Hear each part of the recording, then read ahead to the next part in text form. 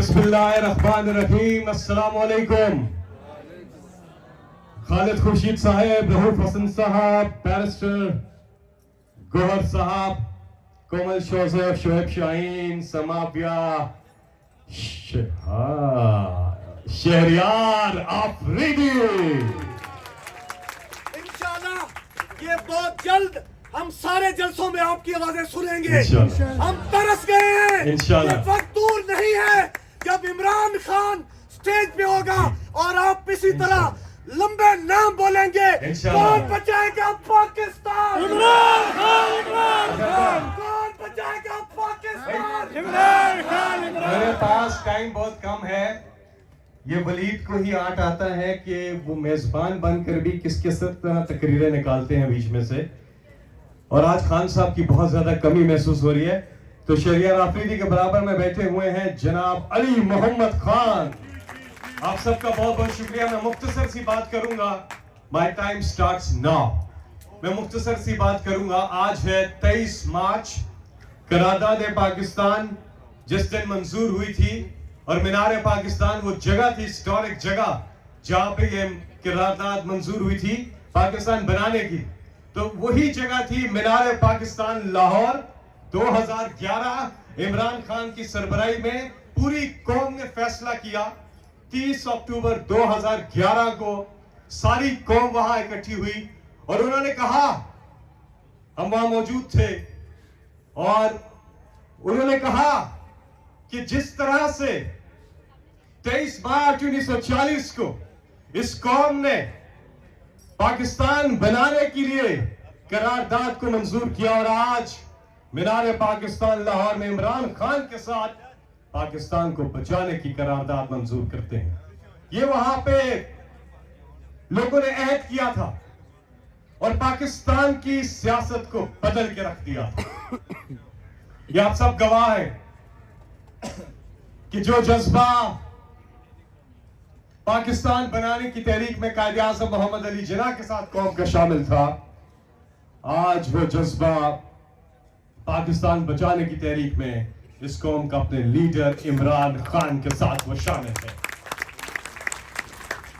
और इस कौम का नंबर 1 मुतालबा क्या है? इमरान खान की रिहाई। इस कौम का नंबर 1 मुतालबा है, और वो इसलिए इमरान खान और उनकी अहलिया और जितने भी मजलूम और बेगुनाह खवातीन और हजरात जेलों में कैद हैं, उन सब की रिहाई इस कौम का नंबर 1 मुतालबा इसलिए है कि 8 फरवरी को इस कौम ने इसी लीडर इमरान खान को मैंडेट दिया है। Unprecedented in the history of Pakistan. Pakistan में की तारीख में ऐसी मिसाल नहीं मिलती कि बल्ला बंद, इंतखाबी निशान बंद, कैंडिडेट बंद, कैंपेन बंद, लीडर बंद, लीडरशिप बंद, इंटरनेट बंद, फोन बंद, लेकिन इस कौम का जज्बा बुलंद। इमरान खान। इस कौम के नौजवान 70% आबादी 40 साल से कम उम्र की है, और उन्होंने साबित किया कि हम एक जिंदा कौम है, एक जागती हुई कौम है, और यही बहुत बड़ी एक हमारा हासिल है, हमारी जीत है। मैं अपनी बात मुख्तसर करते हुए आगे बढ़ूंगा। और एक बात, इमरान खान ने, हम जैसे 1996 में जब मैं उनके साथ आया, 1996 में, मैं बहुत छोटा था। अभी भी मैं छोटा हूं ना छोटा? मैं बहुत छोटा था। यहां पे हमारे बुजुर्ग बैठे हुए हैं, अब मैं नाम नहीं लूंगा, अच्छा कोई भी समझ सकता है।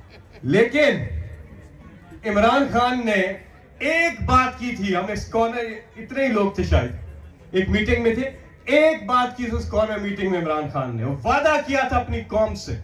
आप जरा मुझे अपनी तालियों की गूंज में बताएंगे कि क्या वो वादा पूरा किया या नहीं। और वो वादा था, एक सेकेंड, वादा सुने आपने, फिर बताना है कि क्या वो वादा पूरा किया या नहीं। इमरान खान ने एक वादा किया अपनी कौम से कि ना इमरान खान अल्लाह के सिवा किसी के सामने कभी झुकेगा, और ना ही अपनी कौम को अल्लाह के सिवा किसी के सामने झुकने देगा।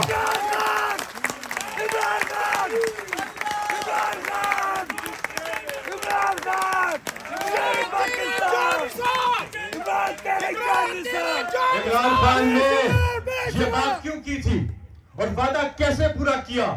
عمران خان نے وہ وعدہ پورا کیا اس قوم کی خود مختاری کو، عزت نفس کو بحال کر کے۔ پوچھیں ان اوورسیز پاکستانیوں سے کہ جب عمران خان کی حکومت آئی تھی تو کس طرح بیرون ملک کو اپنا سر فخر سے بلند کر کے چلتے تھے۔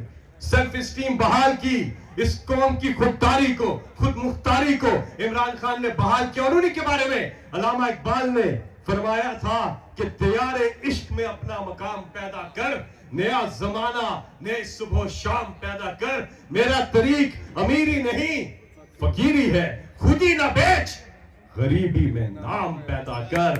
یہ ہے وہ عمران خان، یہ ہے وہ عمران خان جنہوں نے اس قوم سے یہ وعدہ کیا اور پورا کر کے دکھایا۔ اور انشاءاللہ ہمارا یہ ایمان ہے اور اللہ سے یہ دعا ہے اور ایسا ہوگا جس طرح سے اللہ تعالیٰ قرآن مجید میں ارشاد فرماتے ہیں کہ اللہ کی رحمت سے کبھی مایوس نہ ہونا، کیونکہ اللہ کی رحمت سے وہ مایوس ہوتے ہیں جو ایمان والے نہیں ہوتے۔ انشاءاللہ اللہ کی رحمت آئے گی اور عمران خان یہاں بیٹھے ہوں گے اور میں بلاؤں گا کہ پاکستان کی آن ہے آپ، پاکستان کی شان ہے آپ، پاکستان کی جان ہے آپ، پاکستان کے کپتان ہے آپ، پاکستان کے انتخابی نشان ہے آپ، پاکستان کی جان ہے آپ، پاکستان کے خان ہے آپ، ان پی ڈی ایم والوں کے لیے طوفان ہے آپ، اور پاکستان کے انشاءاللہ وزیر اعظم پاکستان ہے آپ، عمران خان ہے آپ۔ یہ جنگ ہو گیا۔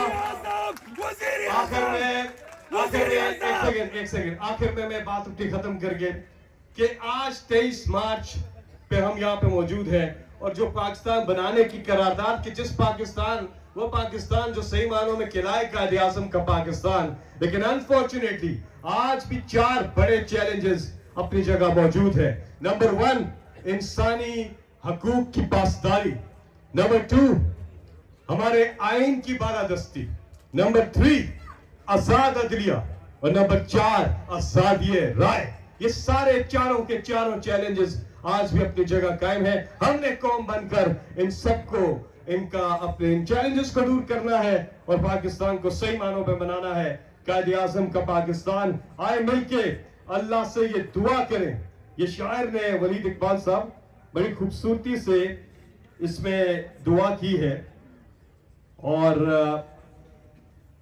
ہم سب مل کے یہ دعا کرتے ہیں۔ انسان اللہ سے دعا کرتا ہے کہ میں مسافر ہوں، 100 رستے راس آئے ہیں مجھے، میں مسافر ہوں، 100 رستے راس آتے ہیں مجھے، میری منزل کو میرے واسطے رستہ کر دے۔ یہ جو میری حالت ہے میں نے بنائی ہے، مگر جیسا تو چاہتا ہے اب مجھے ویسا کر دے۔ میرے ہر فیصلے میں تیری رضا شامل ہو، میرے ہر فیصلے میں اے پروردگار عالم تیری رضا شامل ہو، جو تیرا حکم ہو وہ میرا ارادہ کر دے، وہ میرا ارادہ کر دے۔ قرآن پاک کی ایک آیت ہے، اچھے دن آتے ہیں نا، کتنے برے دن آئے، ہم سب اللہ اللہ کر رہے تھے، برے دن تھے، اب تھوڑے بہتر دن ہیں، آنے والے دنوں میں انشاءاللہ مزید بہتر دن آئیں گے۔ لیکن ایک چیز یاد رکھیے گا کہ بھڑک مت ماریے گا۔ سیاسی لوگ ہیں، بھڑکے بہت مارتے ہیں کہ ایسے ہو گیا ویسے۔ اللہ تعالیٰ قرآن مجید میں ارشاد فرماتے ہیں کہ جب تم سمندر میں کشتی میں تھے اور صاحبانوں نے چاروں طرف سے آ گھیرا اور تم پہ مصیبت آئی، تو اس وقت تم نے صرف اللہ کو یاد کیا، اور جب میں نے تمہیں خشکی پہ پہنچا دیا، یعنی کہ تمہاری مصیبت تم سے ہٹا دی، تو تم اللہ کو بھول گئے۔ اور در حقیقت انسان بڑا ناشکرا ہے۔ سوچئے گا ضرور۔